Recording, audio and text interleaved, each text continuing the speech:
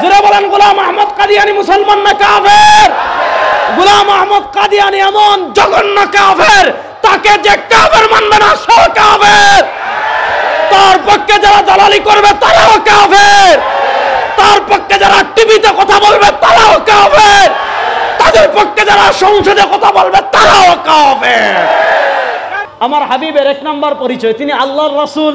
তিনি শুধু রাসূলই না, ওয়া খাতামান নবিয়্যিন, সব নবীদের শেষ নবী। আমার হাবিবের পরে দুনিয়াতে আর কোন নবী আসবেন? বলেন, আমার হাবিবের পরে দুনিয়াতে আর কোন নবী আসবেন? কোরআনের আয়াত বললাম। দেখেন, আমাদের ভারত উপমহাদেশে এক মহিলা ছিল, তার নাম চেরাগ বিবি। মহিলার নাম কি? সবাই বলেন, মহিলার নাম কি? এটা হলো পাঞ্জাব, ভারতের পাঞ্জাবের গুরুদাসপুরের কাদিয়ানের এক মহিলা, তার নাম চেরাগ বিবি। বলেন, মহিলার নাম কি? এই চেরাগ বিবির পোলার নাম গোলাম আহমদ। এই চেরাগ বিবির পোলার নাম কি? গোলাম আহমদ কাদিয়ানির অনুসারী যারা, তাদেরকে আপনি জিজ্ঞাসা করবেন, ওই তুই কি কোরআন মানস? তবে হ মানি। এদের দুঃখটা বুঝেন। কোরআন বিশ্বাস করেন? যে হ্যাঁ বিশ্বাস করি। তাহলে মা কানা মুহাম্মাদুন আবা আহাদিম মির রিজালিকুম ওয়ালাকিন রাসূলুল্লাহ ওয়া খাতামান নবিয়্যিন, এই আয়াত বিশ্বাস করে? যে হ্যাঁ বিশ্বাস করি। তখন বলবেন তো খাতামুন নবিয়্যিন কি? তখন তারা এটার মন গড়া ব্যাখ্যা করে। মন গড়া ব্যাখ্যা কি করে এটা পরে বুঝাবো। আগে আপনারা এটা একটা প্রশ্নের উত্তর আমাকে দেন, কোরআন নাজিল হয়েছে কার উপর? জোরে বলেন, কোরআন নাজিল হয়েছে কার উপর? এবার বলেন, যে রাসূল সাল্লাল্লাহু আলাইহি ওয়াসাল্লামের উপর কোরআন নাজিল হয়েছে, দুনিয়াতে সবচেয়ে বেশি কোরআন বুঝেছেন কে? রাসূল সাল্লাল্লাহু আলাইহি ওয়াসাল্লাম। আল্লাহ রাসূলুল্লাহ সাল্লাল্লাহু আলাইহি ওয়াসাল্লামকে দায়িত্ব দিয়েছেন, ইউআল্লিমুহুমুল কিতাবা ওয়াল হিকমা। আল্লাহ রাসূলুল্লাহ সাল্লাল্লাহু আলাইহি ওয়াসাল্লামকে দায়িত্ব দিয়েছেন, লিতুবাইয়িনা লিন-নাসি মা নুযিলা ইলাইহিম। ও আমার হাবিব, আমি আপনার প্রতি কোরআন নাজিল করেছি। কেন নাজিল করেছি? লিতুবাইয়িনা লিন-নাসি মা নুযিলা ইলাইহিম, মানুষদের প্রতি যা অবতীর্ণ করেছি তা সুস্পষ্ট করে দিবেন, ব্যাখ্যা করে দিবেন, বিশ্লেষণ করে দিবেন। দেখেন, আল্লাহ কোরআন নাজিল করেছেন নবী করিম সাল্লাল্লাহু আলাইহি ওয়াসাল্লামের উপর, আর আল্লাহ কোরআন নবী করিম সাল্লাল্লাহু আলাইহি ওয়াসাল্লামের উপর নাজিল করে এটার ব্যাখ্যা বিশ্লেষণের দায়িত্ব দিয়েছেন আল্লাহ রাসূলের উপর। সুতরাং কোন আয়াতের ব্যাখ্যা যদি নবী করিম সাল্লাল্লাহু আলাইহি ওয়াসাল্লাম দিয়ে দেন, ওই ব্যাখ্যার পর যারা নবীর ব্যাখ্যাকে ওভারটেক করে মন গড়া ব্যাখ্যা করবে, এদের সবগুলোর পাপনায় ভর্তি করা উচিত। এবার দেখেন, ওয়া খাতামান নবিয়্যিনের ব্যাখ্যা নবী করিম সাল্লাল্লাহু আলাইহি ওয়াসাল্লাম কি করেন? হাদিস শুনেন। ওয়া খাতামান নবিয়্যিনের ব্যাখ্যা নবী করিম সাল্লাল্লাহু আলাইহি ওয়াসাল্লাম কি করেন? হাদিস শুনেন। সহিহ বুখারীতে ইমাম বুখারী রাহমাতুল্লাহ আলাইহি হাদিস এনেছেন। নবী করিম সাল্লাল্লাহু আলাইহি ওয়াসাল্লাম বলেন, ইন্না মাসালি ওয়া মাসালাল আমবিয়া মিন ক্বাবলি কামাসালি রাজুলিন বানা বাইতাহু فأحسنه وأجمله إلا موضع لبنا فجاء الناس يطوفون ويعجبون ويقولون هلا وضعت هذه اللبنة سرور دو عالم صلى الله عليه وسلم বলেন, আমার উম্মতেরা শুনো, ইন্না মাসালি, নিশ্চয়ই আমার উপমা, ওয়া মাসালাল আমবিয়া মিন ক্বাবলি, আল্লাহ আমার পূর্বে দুনিয়াতে যত নবী পাঠিয়েছেন, আল্লাহ আমার পূর্বে দুনিয়াতে যত রাসূল পাঠিয়েছেন, সব নবী সব রাসূলের উপমা হলো কামাসালি রাজুলিন, ওই ব্যক্তির মতো, বানা বাইতাহু ফাআহসানাহু ওয়া আজমালাহু, এক ব্যক্তি নোয়াখালীতে এমন একটা বাড়ি বানিয়েছে, এক ব্যক্তি মাইজদিতে এত সুন্দর একটা বাড়ি বানিয়েছে, এক ব্যক্তি সোনাইমুড়িতে এত সুন্দর একটা বাড়ি বানিয়েছে। পুরো নোয়াখালীতে তার বাড়ির মতো কোনো বাড়ি নাই, পুরো নোয়াখালীতে তার ঘরের মতো কোনো ঘর নাই, ইল্লা মাউদিআ লাবিনা। তবে যখন ছাদ বানিয়েছে, মনোযোগ দিয়ে উদাহরণটা বুঝেন, তবে যখন ছাদ বানিয়েছে একটা ইট পরিমাণ জায়গা খালি রেখেছে। এখন দেখা যায় যখন বৃষ্টি হয়, এই ফাঁকা জায়গা দিয়ে ভিতরে পানি পড়ে, যখন কুয়াশা আসে ভিতরে কুয়াশা পড়ে, যখন গত পরশু আজকে যেমন 41-42 আপনি দেখেছেন চুয়াডাঙ্গায় 43.7, অর্থাৎ 43 ডিগ্রি সেলসিয়াস গরম যখন হয়, সূর্যের তাপ ভিতরে প্রবেশ করে, গরম ভিতরে প্রবেশ করে, সূর্যের তাপ ঘরে প্রবেশ করার কারণে কি হয় না, এসি ঘর ঠান্ডা করতে পারে না। এত চমৎকার বাড়ি বানিয়েছে, কিন্তু ছাদে একটা ইটের জায়গা খালি রেখেছে। ফাজা আন্নাস ইয়াতুফুন, মানুষ লক্ষ্মীপুর থেকে পিকনিক করে তার বাড়ি দেখতে আসে, মানুষ লাকসাম থেকে পিকনিক করে তার বাড়ি দেখতে আসে, মানুষ মহিপাল থেকে পিকনিক করে তার বাড়ি দেখতে আসে। ওই ইয়াকুলুন, বাড়ি যখন দেখে বলে, হাল্লা উযিআত হাযিহিল লাবিনা, আর এই ব্যক্তি এত সুন্দর ঘর বানাইলো, এই একটা ইটের জায়গা খালি রাখলো কেন? হাল্লা উযিআত হাযিহিল লাবিনা, ওই একটা ইটের জায়গা যদি পূর্ণ করে দিত, তার ঘর পূর্ণ হয়ে যেত, তার ঘরে কোনো কিছু বাকি থাকতো না। হাল্লা উযিআত হাযিহিল লাবিনা, এই যে একটা ইটের জায়গা খালি রেখেছে, ওই খালি জায়গাটা যদি পূর্ণ করে দিত, তার ঘর পূর্ণ হয়ে যেত। নবী করিম সাল্লাল্লাহু আলাইহি ওয়াসাল্লাম বলেন, আমার উম্মতেরা শুনো, আল্লাহ রাব্বুল ইজ্জত ওয়াল জালাল পৃথিবীতে নবুয়তের ঘর নির্মাণ শুরু করেছিলেন বাবা আদম আলাইহিস সালাতু ওয়াস সালামকে দিয়ে। বাবা আদম ছিলেন নবুয়তের ঘরের প্রথম ইট। তারপর আল্লাহর নিজাম কি ছিল? কানাত বানু ইসরাঈল। ইমাম বুখারী রাহমাতুল্লাহ আলাইহি সহিহ বুখারীতে হাদিস এনেছেন, সরওয়ার দু আলম সাল্লাল্লাহু আলাইহি ওয়াসাল্লাম বলেন, কানাত বানু ইসরাঈল তাসুসুহুমুল আম্বিয়া কুল্লামা হালাকা আইন তাকালা নবিয়্যুন খালাফাহু নবিয়্যুন। এরপর আল্লাহর নিজাম ছিল, আল্লাহর সিস্টেম ছিল। আল্লাহ মানুষকে নেতৃত্ব দেওয়ার জন্য একের পর এক নবী পাঠিয়েছেন। মনোযোগ দিয়ে বুঝেন, নবুয়তের ঘরের প্রথম ইট ছিলেন বাবা আদম। এরপর আল্লাহর নিজাম ছিল তাসুসুহুমুল আম্বিয়া। আল্লাহ ধারাবাহিকভাবে একের পর এক নবী পাঠিয়েছেন। আল্লাহ ধারাবাহিকভাবে একের পর এক রাসূল পাঠিয়েছেন। একজন নবী এসেছেন, নবুয়তের ঘরের একটা ইট পূর্ণ হয়ে গিয়েছে। আরেকজন নবী এসেছেন, নবুয়তের ঘরে আরেকটা ইট লেগেছে। আরেকজন নবী এসেছেন, নবুয়তের ঘরে আরেকটা ইট লেগেছে। আরেকজন নবী এসেছেন, নবুয়তের ঘরে আরেকটা ইট লেগেছে। আরেকজন নবী এসেছেন, নবুয়তের ঘরে আরেকটা ইট লেগেছে। ওই ব্যক্তির ঘরে যেমন ছাদে একটা ইটের জায়গা খালি ছিল, সরওয়ার দু আলম সাল্লাল্লাহু আলাইহি ওয়াসাল্লাম বলেন, হযরত ঈসা আলাইহিস সালাম দুনিয়াতে আসার পর নবুয়তের ঘরের মাত্র একটা ইট খালি জায়গা ছিল। ওই ব্যক্তির ঘরে যেমন এক ইটের জায়গা খালি ছিল, সরওয়ার দু আলম সাল্লাল্লাহু আলাইহি ওয়াসাল্লাম বলেন, নবুয়তের ঘরে তেমন এক ইটের জায়গা খালি ছিল। আনা হাযিহিল লাবিনা। সরওয়ার দু আলম সাল্লাল্লাহু আলাইহি ওয়াসাল্লাম বলেন, ওই নবুয়তের ঘরের একটা ইটের জায়গা আমি। আনা খাতামুন নবিয়্যিন লা নবিয়্য বাদি। ওই ব্যক্তির ছাদে একটা ইট লাগালে যেমন আর ইট লাগানোর জায়গা নাই, আল্লাহ আমার মাধ্যমে নবুয়তের ঘর পূর্ণ করে দিয়েছেন। সরওয়ার দু আলম সাল্লাল্লাহু আলাইহি ওয়াসাল্লাম বলেন, যেহেতু আল্লাহ আনা হাযিহিল লাবিনা, আল্লাহ আমার মাধ্যমে নবুয়তের ঘর পূর্ণ করে দিয়েছেন, এজন্য সরওয়ার দু আলম সাল্লাল্লাহু আলাইহি ওয়াসাল্লাম বলেন, আনা খাতামুন নবিয়্যিন লা নবিয়্য বাদি। আনা খাতামুন নবিয়্যিন লা নবিয়্য বাদি।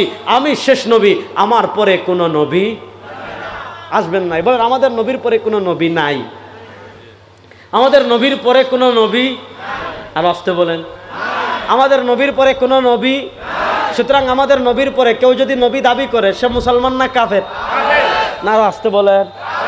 আমাদের নবী করিম সাল্লাল্লাহু আলাইহি ওয়াসাল্লামের পরে কেউ যদি রাসূল দাবি করে, সে মুসলমান না কাফের? আরে মুখ খুলে বলেন, মুসলমান না কাফের?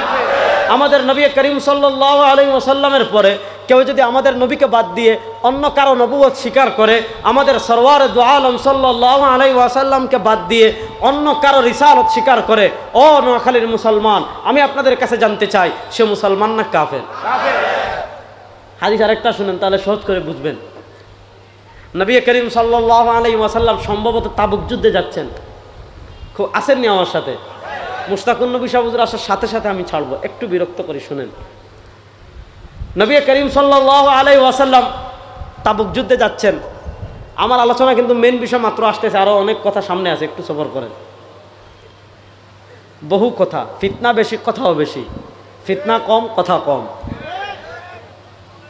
আমার তো আর আনেন নাই আপনারা জান্নাত জাহান্নামের ওয়াজ শোনার জন্য, কি বলেন? আর জান্নাত জাহান্নামের ওয়াজ তো আমি করিও না। আরে ভাই, ইমান ঠিক থাকলে না জান্নাত জাহান্নাম পাবেন। ইমানে যদি ঠিক না থাকে তাহলে জান্নাত জাহান্নাম পাবেন?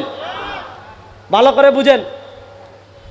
আল্লাহ নবী সাল্লাল্লাহু আলাইহি ওয়াসাল্লাম তাবুক যুদ্ধে যাচ্ছেন। হযরত আলী রাদিয়াল্লাহু তাআলা আনহুকে মদিনার দায়িত্বে রেখে যাচ্ছেন, তার মনটা খারাপ। নবী করিম সাল্লাল্লাহু আলাইহি ওয়াসাল্লাম আলী রাদিয়াল্লাহু তাআলাকে সান্ত্বনা দিচ্ছেন, ইয়া আলী আনতা মিন্নি বিমানজিলাতি হারুন মিন মূসা। ও আলী, মন খারাপ করো না, তোমার কাছে আমার মাকাম হলো আনতা মিন্নি বিমানজিলাতি হারুন মিন মূসা। ও আলী, নবী মূসা আলাইহিস সালাম তার জবানে জড়তা ছিল।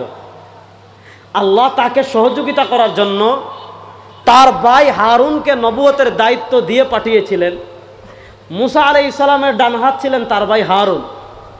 নবী করিম সাল্লাল্লাহু আলাইহি ওয়াসাল্লাম বলেন, ইয়া আলী আনতা মিন্নি বিমানজিলাতি হারুন মিন মূসা। ও আলী, মূসা আলাইহিস সালামের কাছে তার ভাই হারুনের যে মাকাম ছিল, আমার কাছে তোমার সে মাকাম। পার্থক্য হলো ইল্লা আন্নাহু লা নাবিয়্য বাদি। পার্থক্য হলো মূসা আলাইহিস সালামের ভাই হারুন নবী হয়েছেন, আমার পরে দুনিয়াতে আর কোনো নবী। বলেন আমার পরে আর কোন নবী? তাহলে এবার বলেন আমার নবীর পরে কেউ নবী দাবি করলে সে মুসলমান না কাফের? আরো আসতে বলেন আমার নবীর পরে কেউ নবী দাবি করলে সে মুসলমান না কাফের? এবার চেরাগ বিবির পোলার কিছু বক্তব্য আমি আপনাদেরকে শোনাই, ভালো করে শুনুন। চেরাগ বিবির পোলার 84টা ছোট ছোট বই আছে লেখা। চেরাগ বিবির পোলা চিনছেন নি? কেটায়? মাম বলেন না কেটায়? বলেন লানাতুল্লাহি আলাইহি, তার উপর আল্লাহ লানত পড়তে থাকুক। এই চেরাগ বিবির পোলা নিজে ছোট ছোট ছোট ছোট 84টা বই লিখেছে। একটু মনোযোগ দিয়ে বুঝবেন। চেরাগ বিবির পোলায় নিজে ছোট ছোট ছোট ছোট 84টা বই লিখেছে। এই 84টা বই তারা কাদিয়ানিরা 84টা বই কাদিয়ানিরা একত্রিত করে একসাথে রুহানি খাজাইল নামে ছাপাইছে। রুহানি মানে আধ্যাত্মিক, খাজাইল মানে ভান্ডার। আধ্যাত্মিক কথার ভান্ডার নামে কাদিয়ানিরাই গোলাম আহমদ কাদিয়ানির 84টা বই ছাপিয়েছে। এই 84টা বইয়ের একটা বই হলো হাকিকাতুল ওয়াহি, 84টা বইয়ের আরেকটা বই হলো তাতিম্মা হাকিকাতুল ওয়াহি, 84টা বইয়ের আরেকটা বই হলো এক গলতি কা এজালা।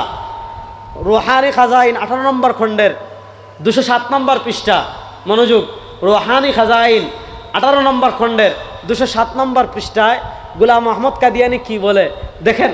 আমরা যে আয়াত পড়েছি মুহাম্মদুর রাসূলুল্লাহ, এই আয়াত কাদিয়ানিরাও পড়ে, তারাও পড়ে, কিন্তু আমরা যখন পড়ি মুহাম্মদুর রাসূলুল্লাহ মানে এই মুহাম্মদ মানে কি আমাদের জানি এই মুহাম্মদ মানে মদিনাওয়ালা, আমরা জানি এ মুহাম্মদ মানে কামলিওয়ালা, আমরা জানি এ মুহাম্মদ মানে সরওয়ারে দু আলম, আমরা জানি এ মুহাম্মদ মানে ইমামুল আম্বিয়া। কিন্তু একই আয়াত কাদিয়ানিরাও পড়ে মুহাম্মদুর রাসূলুল্লাহ, কিন্তু তারা বলে এই মুহাম্মদ মানে মদিনাওয়ালা না, এই মুহাম্মদ মানে গোলাম আহমদ কাদিয়ানি।